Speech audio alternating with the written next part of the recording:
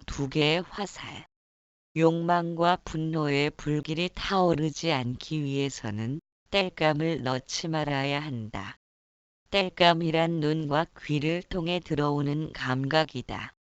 보이고 들리는 것에 의해 마음이 밖으로 흘러나가기 때문에 혼란스러운 것이다. 욕망의 불길이 타오르도록 땔감을 던져 넣는 것은 외롭다는 느낌 하나를 벗어나기 위한 몸부림인지도 모른다. 홀로 왔다, 홀로 사라져야 하는 삶이 안타깝기 때문에 인간의 주변에는 그토록 많은 욕망이 난무하고 있다. 어쩌면 외롭다는 느낌을 일으키는 마음이 애착과 원망을 일으키는 모든 것의 주범일지도 모른다. 외롭다는 느낌을 끈질기게 붙들고 늘어져야 한다. 무엇 때문에 욕망과 분노의 불길이 타오르게 하는 애착과 원망을 일으키며 살아가야 하는가? 마음을 항복받는 것은 외롭다는 느낌을 이겨내는 것에서부터 시작될 것이다. 외롭다는 느낌을 이겨내려 해서도 안 된다. 단지 지켜보아야 한다. 고독하다는 것은 인간이 신의 영역으로 들어서는 첫 번째 관문일 것이다. 모든 생명체는 종족의 번식이라는 본능을 지니고 있다. 옆에 의지할 누군가가 있다는 것은 외로움을 망각하기에 좋은 수단이다. 그러나 그것은 잠시뿐이다. 우리들 내면에서 외롭고 허전함의 현수막을 높이 들고 정작 자신은 뒤로 숨어버린 은둔자를 발견해야 한다. 우리는 자나깨나 미혹함에 빠져 있다. 옆에서 기차가 지나가면 멈추어 있어도 뒤로 달리는 느낌이 일어난다. 실제로 움직인 적이 없지만 모든 상황이 자신을 뒤로 달리도록 만들면 달려가야 한다. 물에 담근 젓가락이 휘어져 보이는 것처럼 자신이 뒤로 달린다는 엉뚱한 생각이 나타난다. 그래서 마음을 눈과 귀가 일으킨 허망한 그림자라고 하는 것이다. 그와 같은 마음의 착각에서 벗어나기 위한 사람들이 무수한 방법을 통해 마음과 싸우고 있다. 마음의 착각을 벗어난다는 것은 물에 담근 젓가락이 똑바로 보여지길 원하는 것은 아니다. 까닭 없이 구부러져 보이는 것으로 인하여 마음은 슬픔과 기쁨을 느끼고 애착과 원망을 일으킨다. 이처럼 슬픔과 기쁨을 느끼는 마음은 상황에 대한 반응이 일어난 것이다. 마치 기차가 옆을 지나치면 자신이 뒤로 달린다는 느낌이 일어난 것과 같다. 뒤로 달리는 자신을 멈추기 위해 앞으로 달려야 한다는 의도를 지니게 하는 것이 마음의 습성이다. 욕망과 분노란 모든 생명체의 본능과 같다. 포만감을 느끼면 기분이 업되고 좋아지는 상태가 욕망의 상태이고 허기져 배고픔을 느끼면 기분이 다운되어 나쁘게 되는 상태가 분노의 상태이다. 모든 생명체는 이와 같은 상태를 경험하게 된다. 그래서 동물들이 사냥하면 사냥감을 나중에 먹기 위해 은밀한 곳으로 숨겨두기도 한다.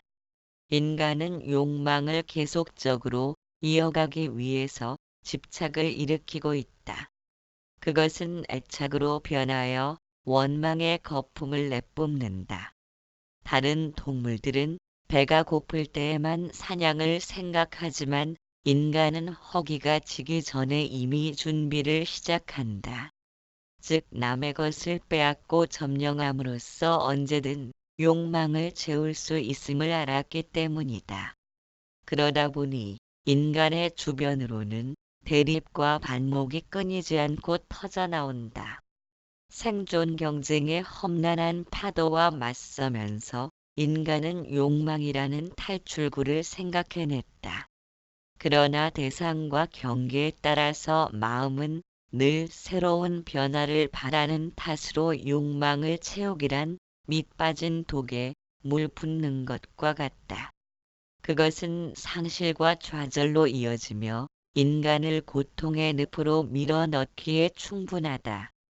첫 번째 화살은 모든 생명체에게 날아드는 욕망과 분노의 상태이고, 두 번째 화살은 애착과 원망으로 이어지는 탓으로 고통을 겪게 하는 것이다. 언어를 지니지 못한 동물에게는 두 번째 화살이 날아들지 않는다. 언어가 없으므로 오래 두고 기억할 무언가가 없기에 집착을 일으키지 못하는 까닭일 것이다. 고통을 일으키는 두 번째 화살을 피해가는 마음을 무심한 마음이라 한다. 무심한 마음이란 기쁨과 슬픔을 느끼지 못한다는 것이 아니라 집착을 일으키는 행위자가 없다는 말이다. 물에 담근 젓가락은 구부러져 보인다는 것을 알고 있으므로 젓가락을 물에서 꺼내면 다시 원위치로 온다는 것을 이해한 것이다. 그들은 기쁨과 슬픔에 얽매어 마음이 집착할 필요가 없음을 안다. 모든 것은 언제든 제자리를 찾을 것이기 때문이다. 무심한 마음이란 행복과 불행이 동전의 양면처럼 이루어진 불의의 안목을 지니고 있다. 비록 한 개의 화살은 맞더라도 그것을 밀어내거나 끌어안으려는 집착 없이 그대로 지켜봄으로 해서 애착과 원망의 두 번째 화살은 피해가는 것이다. 첫 번째 화살에 놀라 버둥거린다면 두 번째 화살까지도 맞게 되는 것이다. 물론 첫 번째 화살이 날아오지 못하도록 눈과 귀를 단속하는 것이 제일이지만 인간된 제약은 어느 누구도 피할 수 없다. 두 번째 화살을 피해갈 수 있는 불의의 안목을 열기 위해서는 삶에는 두 가지 원칙이 있음을 알아야 한다. 그것은 공존과 불의의 원칙이다. 공존의 원칙이란 남보다는 내가 우선되어야 하고 슬픔보다는 기쁨에 젖어 살아야 한다는 욕구 때문에 인간이 스스로를 초라하고 볼품 없는 존재로 전락시키고 있다. 아무리 자신의 주변을 높은 담과 벽으로 둘러싸아도 노사의 그물을 벗어날 순 없다. 산다는 것은 마음 하나 밝히라는 메시지에 불과할지도 모른다. 마음을 밝힌다는 것은 아상 중심으로 틀에 잡힌 마음으로부터 벗어나는 것이다. 그것이 더불어 존재하는 공존의 원칙을 실현하는 것이다.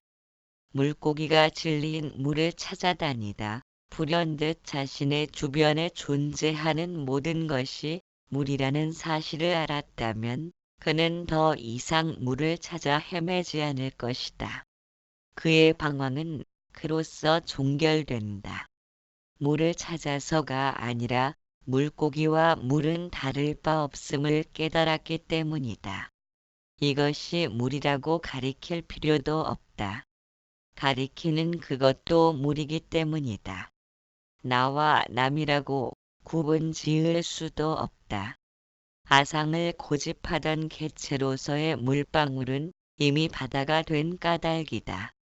두 번째의 불의의 원칙이란 마음이 세상의 모든 것들을 만들고 있다. 자신의 인격도 자신이 접하는 세상도 마음이 가는 쪽으로 흘러가고 있다. 생각은 보이고 들려오는 자체의 반응이라면 마음은 생각이 반복되어 일으킨 반응이다. 즉 생각을 자신이 원하는 일정한 방향으로 몰고 가려는 길이며 생각의 뜻이라고 할 수 있다. 생각의 뜻을 지녔다는 것은 생각이란 감각기관의 거울에 비친 영상과 같은 속성임을 모르기에 행하는 것이다. 보이고 들려온 것은 내 의지로서 행하는 바가 아니다. 만일 내 의지로서 보고 들을 수 있다면 보고 듣기 싫은 것에 대해선 눈 감고 귀 막을 필요도 없다. 안 보이고 안 들리게 하면 되지만 그것은 가능한 일이 아니다. 내 의지로서 동작되는 것이 아닌 까닭이다. 그렇기 때문에 보이고 들려온 생각에 대하여 양변을 나누고 취사 선택의 의도를 일으키는 것은 꿈속을 전전하는 것과 같다. 가능한 일이 아닌데도 가능하다는 착각에 빠졌기 때문이다. 고통받는 자신을 건져 올리기 위한 모든 방법을 취한다 해도 그것은 꿈속에서 물에 빠진 자신을 건져 올리려는 것과 같다. 무슨 수를 쓰더라도 건져 올릴 수는 없다. 자신은 물에 빠진 적이 한 번도 없기 때문이다. 이것이 불의의 원칙이다. 세상의 모든 삼라만상은 허공과 둘 아님으로 존재하며 구름이 허공에서 생겨나듯 모두가 허공의 분신임으로 생겨난 모든 것은 강물의 달과 같다. 강물에는 이 달, 저 달 등 무수한 달이 출렁이지만 그것은 같은 것도 아니고 다른 것도 아니며 있는 것도 아니고 없는 것도 아니다. 얽힌 매듭의 풀기. 내 마음을 정복할 수 있다면 그보다 좋은 일이 어디 있을까 싶다. 그러나 정말로 쉽지 않은 일이다.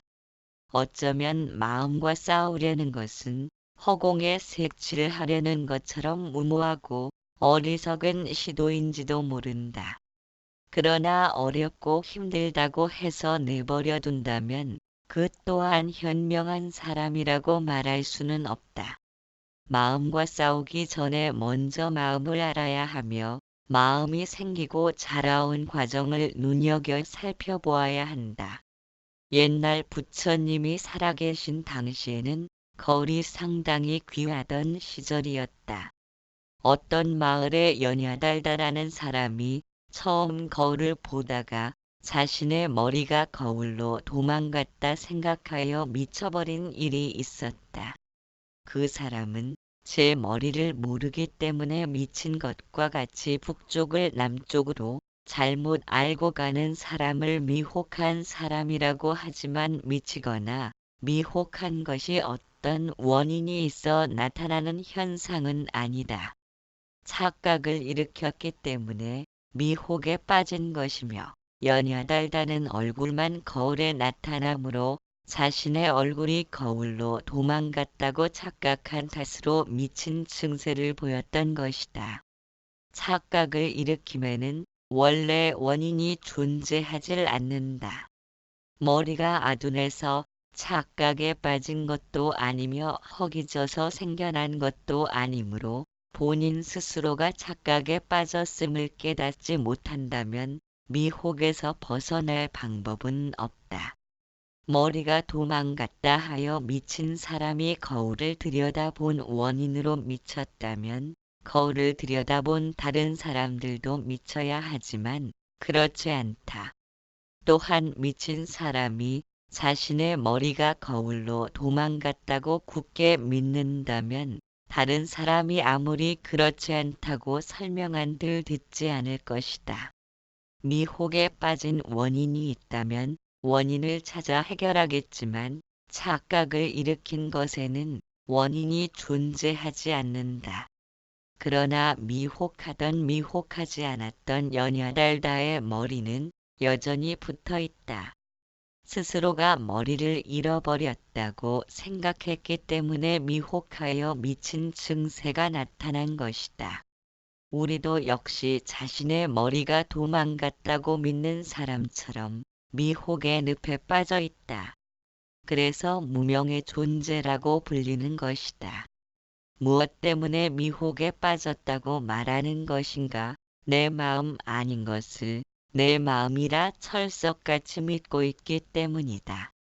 우리가 마음이라고 아는 그 마음은 우리의 마음이 아니라고 아무리 설명한들 그 말을 고지고대로 믿는 사람은 없다.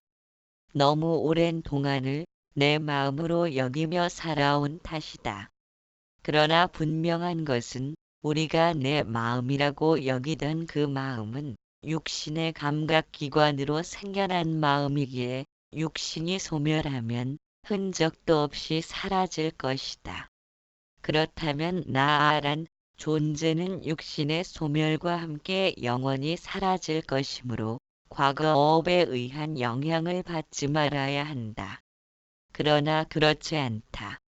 현재 생이 있다는 것은 과거 생이 있고 미래 생도 존재한다는 윤회의 관념을 받아들이지 않는다고 해도 과거의 업으로 짐지워진 업력으로부터는 그 누구도 자유롭지 못한 것이 우리들이다.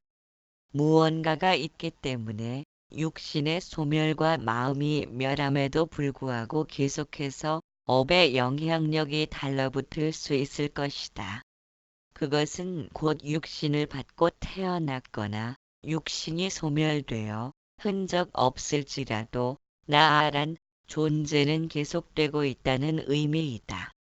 육신에 있고 없음에도 무관하게 나아란 존재가 늘 존재한다면 오직 육신에 있음만을 기준 잡아 생겨난 마음을 내 마음이라고 여기는 것은 미혹에 빠진 것이다. 왜냐하면 육신의 생사와는 관계없이 존재하는 나아란 존재를 망각한 까닭이다. 이와 같이 한번 미혹함에 빠진 사람에게는 옆에서 마음을 잘못 알아서 미혹에 빠졌다고 설명해도 미혹이 떨어져 나가질 않는다. 오히려 반문할 것이다. 그렇다면 미혹에 빠지지 않은 그 마음은 어떤 것인가를 물을 것이다. 그와 같은 질문에는 대답할 아무것도 없다. 미혹하지 않은 마음에 대해서는 어떤 표현과 언어로도 설명할 수 있는 그 무엇도 없기 때문이다. 그 마음은 마치 허공처럼 변해감이 없으며 한결같은 모습인 까닭이다. 사실 허공은 허공이라고 가리킬 무엇도 존재하지 않는다. 모두가 허공의 산물이기에 허공을 가리키기 위해서 허공 아님으로 가리킬 수 있어야 하므로 허공을 가리키려는 사람은 스스로를 허공과 분리된 존재라고 믿는 착각에 빠졌을 뿐이다. 만일 미혹하지 않은 마음이란 이러저러 해서 미혹하지 않은 마음이라고 설명한다면 그는 미혹하지 않은 마음에 대해서는 전혀 모른다는 것이다. 다만 여기저기서 주어들은 말솜씨로 설명하는 것에 지나지 않는다. 오직 스스로가 자신의 마음이 아니었음을 깨닫지 못하면 미혹이 떨어져 나갈 수는 없는 노릇이다. 또한 내 마음이 아닌 줄 깨달았다고 해도 여전히 그 마음으로 살아갈 것이다.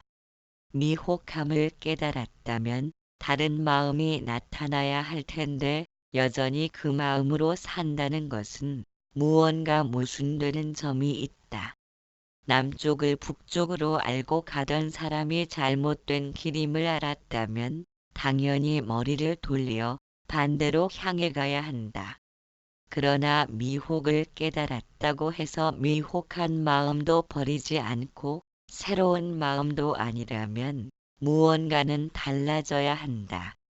그런데 달라진 것이 아무것도 없다면 미혹이 부수어졌다고는 말하지 못한다. 예전과 전혀 다를 바 없기 때문이다. 무엇이 달라졌기에 가던 길 계속 가면서도 미혹을 벗어났다고 말하는 것인지를 살펴야 한다. 자신의 머리가 도망갔다고 굳게 믿는 사람이나 육신이 실제한다고 믿는 사람이나 허망하기는 마찬가지다. 마음으로 레몬의 신맛을 생각하면 입에 침이 생기고 좋아하는 사람을 생각하면 마음이 흐뭇해진다. 레몬도 없고 좋아하는 사람이 눈앞에 없어도 그와 같은 현상이 나타나는 것은 육신이란 마음이 일으킨 허망한 종류이기 때문이다. 육신이 참으로 실제가 있다면 실제에만 반응할 것이다. 그러나 그렇지 못한 것은 무의식에 의지하여 생겨난 물건이기 때문이다. 또한 마음은 눈에 보이고 귀에 들리며 맛을 느끼게 하는 사물을 통해 기억된 정보를 통해 생겨난다. 만일 육신도 없고 사물도 없다면 마음을 생겨나게 할 재료가 없으므로 마음도 없을 것이다. 그렇기 때문에 마음이란 더운 여름날 아스팔트에 피어나는 아지랑이와 같으며 무지개와 같은 것이다. 정원에서 해를 등지고 물을 뿌리면 무지개가 뜬다. 우리는 무지개를 보면서 허망한 속성을 지녔다고 말한다. 왜냐하면 생겨난 원인이 분명치 않기 때문이다. 마음이란 육신의 눈과 귀 등이 받아들인 기억과 정보를 통해 일어난 그림자와 같기 때문에 육신이 분명하다면 마음이 허망한 종류라고는 말하지 못할 것이다. 그러나 육신이 분명하다면 잊지도 않은 레몬에 의해서 입에 침이 고이는 등의 허망한 현상은 나타나지 말아야 한다. 무지개가 나타나려면 해가 있어야 하고 물이 있어야 하며 허공도 있어야 생겨날 수 있다. 여러 가지 조건들이 모여 이룬 것은 자체라고 불릴 만한 독립적인 객체가 없기 때문에 허망한 속성을 지녔다고 말하는 것이다. 어느 한쪽의 세력을 잃으면 소멸되는 속성을 지녔기 때문이다. 육신도 지수화풍의 사대가 서로 얽혀 이룬 것이기에 때가 되면 사라져야 할 물건이므로 허망하다고 부르는 것이다.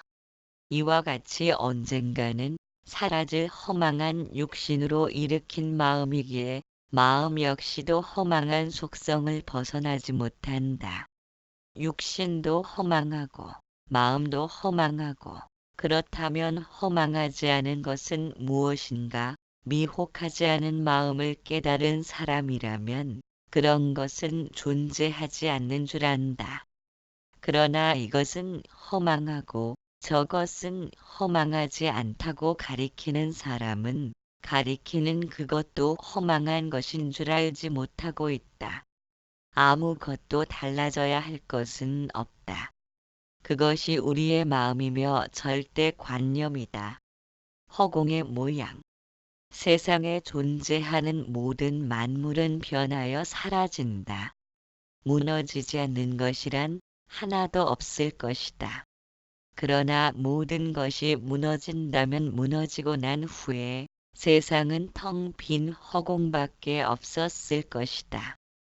허물어뜨리고 다시 세우려면 그것을 주관하는 변함없는 에너지가 있어야 한다.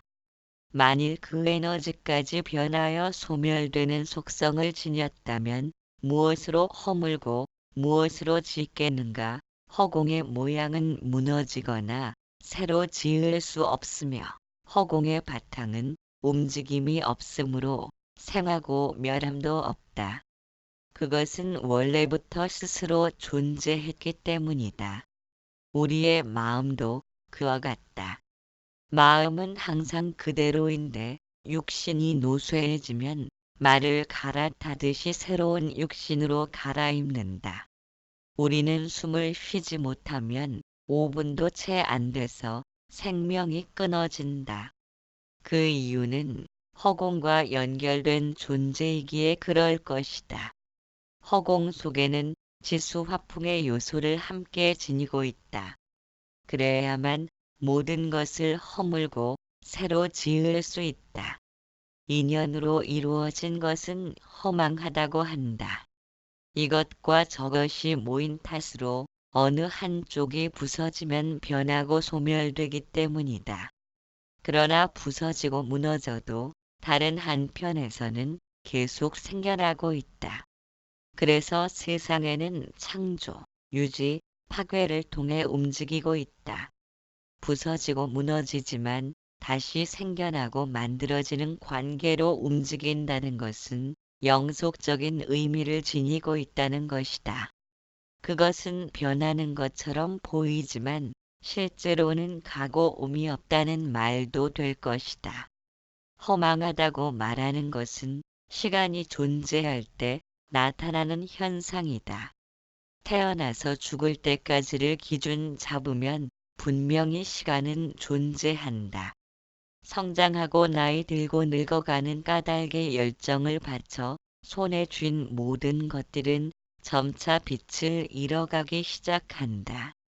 가을이 되면 떨어지는 낙엽처럼 매달려 살아온 것들과의 결별을 경험할 것이다. 인생이란 얼마나 허망한 것인가를 몸소 체험한다. 그런데 이듬해 봄이면 낙엽이 떨어진 그 자리에서 새로운 잎이 돋아난다. 허망함은 사라졌고 진실함이 나타났다. 허망함과 진실함이 번갈아 교체하면서 나무는 나뭇잎들을 떨쳐내고 새로운 잎을 피어나게 한다. 나뭇잎을 바라보면 허망함도 있고 진실함도 있다. 그러나 나무의 입장에서 보면 나뭇잎은 영영 사라진 것도 아니고 영원히 생긴 것도 아니다. 그들은 단지 순환하고 있을 뿐이다. 우리가 알고 있는 시간이란 시작과 끝이 존재하는 개념이다. 100m를 뜀박질하듯 직선상에 놓여 있다. 그렇다면 정말 시간은 존재하는가? 무한히 반복하며 순환되는 것에는 시간의 바늘이 마지막으로 갔다가 다시 처음으로 되돌아온다. 아상 중심적인 마음은 항상 남보다 앞서가길 바란다. 정해진 시간 안에 남들을 제치고 월등한 자리를 차지해야 하기 때문이다. 그래서 마음은 달리기 시합을 하듯 자신을 누군가와 비교하면서 끊임없이 채찍질하고 있다. 물론 상대보다 늘 뒤처지게 되면 치열한 생존 경쟁을 버티지 못하고 낙오될 것이다. 이기고 지는 문제가 아니라 어째서 우리는 쉼 없이 어딘가를 향해서 달려야 하는지를 살펴야 한다. 종교는 마로 종자를 쓴다. 그것은 가장 높은 곳에서 바라본 가르침이란 의미일 것이다. 무엇이 가장 높은 가르침인가? 마음을 가리키는 것이 아마도 가장 높은 가르침이란 의미에 부합될 것이다. 꿈속에서 분명히 내가 존재하지만 꿈속의 나라는 사실을 알아차리지 못한다. 만일 이것이 꿈이라는 생각을 떠올린다면 그 즉시 꿈은 사라지고 없다. 현실에서의 나란 존재도 꿈속의 나와 다를 바 없다. 눈앞에서 전개되는 상황의 지배를 받기 때문이다. 마음이 슬픔과 기쁨에 물드는 것은 그렇게 상황이 전개되는 탓이다. 만일 옆을 지나치는 기차를 바라본다면 뒤로 달려야 한다. 아무리 똑바로 정신을 차린다 해도 꿈속의 나라는 사실을 깨닫기 힘든 것처럼 뒤로 달리고 있는 느낌을 떨칠 수 없다. 분명히 뒤로 달리지 않음에도 어째서 뒤로 달려야만 하는가? 마음이란 이토록 허망한 것이다. 모든 상황이 뒤로 달리게끔 만들면 우리는 뒤로 달릴 수밖에 없다. 세상도 마찬가지의 상황을 연출하고 있다. 불은 피어오르고 바람은 불고 물은 흘러가며 나무가 자라고 육신도 변화를 거듭해 간다. 마치 기차가 옆을 지나침과 같다. 기차가 지나칠 때 멈추어 있음에도 뒤로 달린다는 느낌이 생겨난 것처럼 세상이 출렁거리기 때문에 멈추어 있음에도 내가 앉고 서고 걷고 말하면서 세상을 살아가는 느낌이 생겨난 것은 아닌지도 모를 일이다. 마음이 허망한 종류가 아니라면 분명히 멈추어 있음을 안다면 옆에서 기차가 지나치든 말든 관계없이 멈추어 있어야 하는데 뒤로 달린 적이 없어도 뒤로 달려간다. 이처럼 마음은 눈과 귀가 받아들인 그대로를 나타낸다면 우리는 보고 듣는 모든 것에 대해서 욕망과 분노를 일으키지 않기란 불가능할 것이다. 인간은 다른 동물들과 달리 빵만으로는 살 수 없는 존재들이다. 허무맹랑하게 뒤로 달려가는 마음을 안고 살기에 그것이 어째서 그런가를 밝혀야 하기 때문이다. 마루 종자를 쓰는 것도 마음을 다스려야 하는 존재들이기에 그런 이유일 것이다. 뒤로 달린 적이 없는데도 뒤로 달리는 느낌이 생겨난 것은 마음의 작용에 의한 것이다. 이와 같이 육신의 눈과 귀로 보고 들으면서 난데없이 헛개비 같은 마음이 생겨난 것이다. 이것이 아상을 일으키는 헛개비이다. 내가 분명히 나인데도 남과 구별되어야 하는 아상이 생겨남에 따라 나와 내 것에 대한 집착도 나타난 것이다. 우리는 헛개비 같은 마음인 줄 알면서도 그 마음의 지배를 받을 수밖에 없다. 모든 상황이 뒤로 달리게끔 연출되면 멈추어 있음을 느낄 수 있는 다른 마음이 존재하지 않기 때문이다.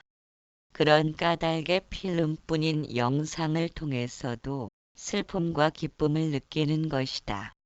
마음의 허망한 속성을 알고 나면 욕망과 분노로 물들게 하는 거짓된 마음에서 벗어나고자 하지만 아무리 둘러봐도 헛개비 마음 외에는 어떤 마음도 찾을 수 없다는 것이 문제이다.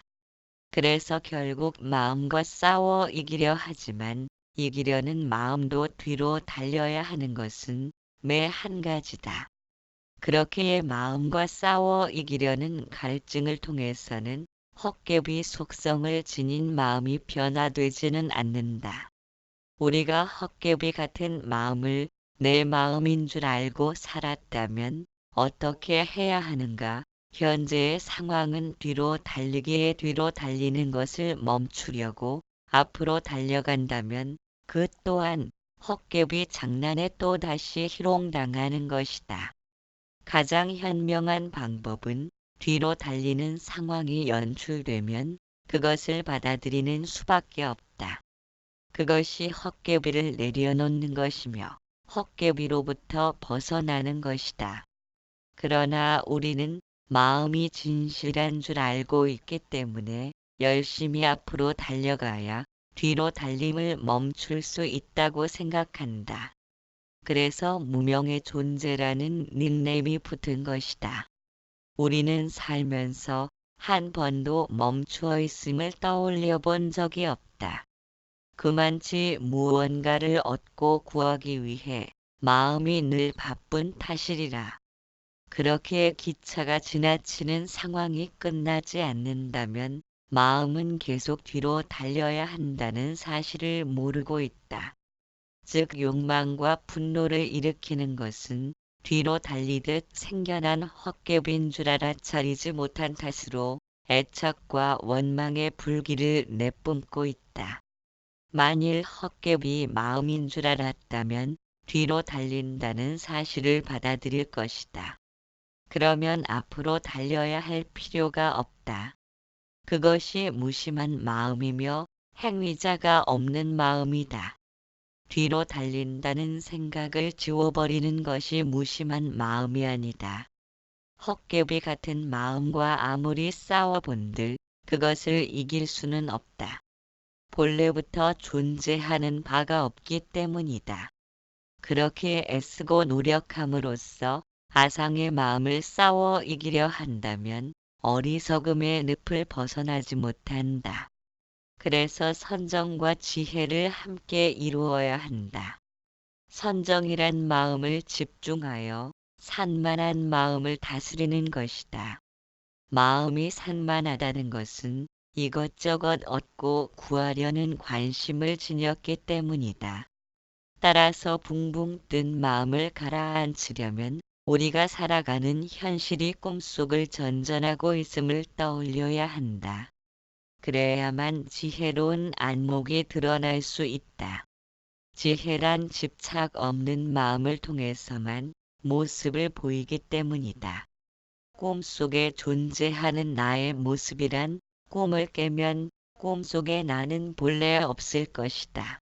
내가 없는데 설령 원하는 것을 구했다 해도 그것을 어디에 지니려 하는가. 이처럼 나와 세상의 모든 것을 꿈속의 존재로 본다는 것은 모든 것을 부정하는 것이다.